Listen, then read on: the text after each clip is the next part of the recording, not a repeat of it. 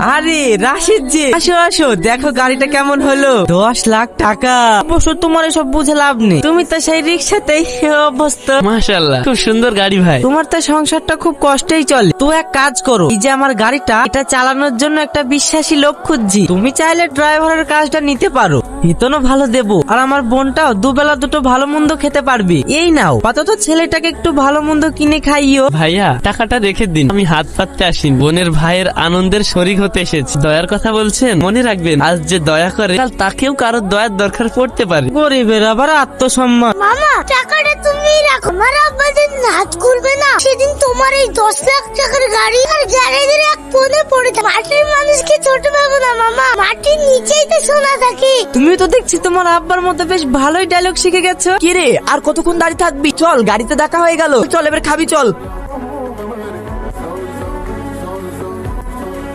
এই যে মিস্টার, আপনি কে বলুন তো? রোজ এই গাছটার নিচে দাঁড়িয়ে থাকেন কেন? আজ 4 দিন আপনার পেছনে ঘুরছি, ভয়ে বলতে পারিনি, আজ বলেই ফেলি, আমি আপনার প্রেমে পড়েছি। অল্প স্বল্প নয়, একবারে সমুদ্রের গভীরে। পাগল নাকি? আমার আব্বু জানতে পারলে দুজনকেই আস্ত রাখবে না। আমার আব্বু খুব কড়া। ভালোবাসা যদি সত্যি হয়, সব কড়া মানুষও একদিন নরম হয়। কড়া মানুষ না হয় নরম হলো, কিন্তু যে একেবারে পাথর, তাকে গলাবেন কিভাবে? আমার আব্বু সেই পাথরের থেকেও বেশি শক্ত। আপনার আব্বু যতই পাথর হোক, একদিন নরম হবে। আমি সেটা বাধ্য করাবো। তুমি আমার মেয়েকে বিয়ে করতে চাও, কি আছে তোমার? না বাড়ি, না গাড়ি, না ভালো একটা চাকরি। কি আছে তোমার? কিছুই তো নাই। যা কামাও তাতে তো নিজেরই পেট চলে না, আবার আমার মেয়েকে কি খাওয়াবে? আঙ্কেল, আজ হয়তো আমার কিছু নেই, কিন্তু আমি আপনাকে কথা দিচ্ছি, রুমিতাকে আমি সারা জীবন এমন ভালোবাসা দেবো, ওকে এক ফোঁটা চোখে জলও ফেলতে দেবো না। ওই ভালোবাসা টালোবাসা দিয়ে না আখাই হাড়ি চড়ে না। যাও, বেরিয়ে যাও আমার বাড়ি থেকে, আর কোনোদিন যেন আমার মেয়ে ত্রিসীমানায় না দেখি।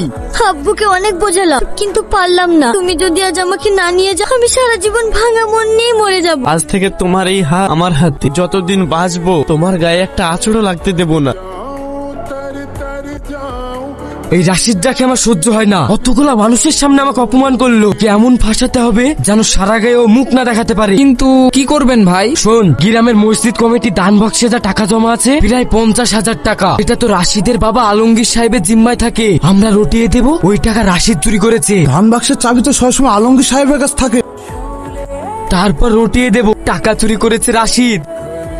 রাশিদ, তুই বেকার সেটা আমি জান, কিন্তু তুই এত নিচে নামতে পারিস সেটা তো জানতাম না রে। মসজিদের মতো একটা পবিত্র জায়গা, আল্লাহর ঘরের দান বাক্স, সেই জায়গায় তুই হাত মারলি। মরণ সাহেব, আমি এই টাকা ছুঁইনি, আমি নির্দোষ। আমি নিজের চোখে দেখেছি, বৃহস্পতিবার রাতে শীত ভাই মুখ দেখি চুপি চুপি মসজিদের দিকে যাইছিল, ঠিক পরের দিনই মসজিদের টাকা উধাও।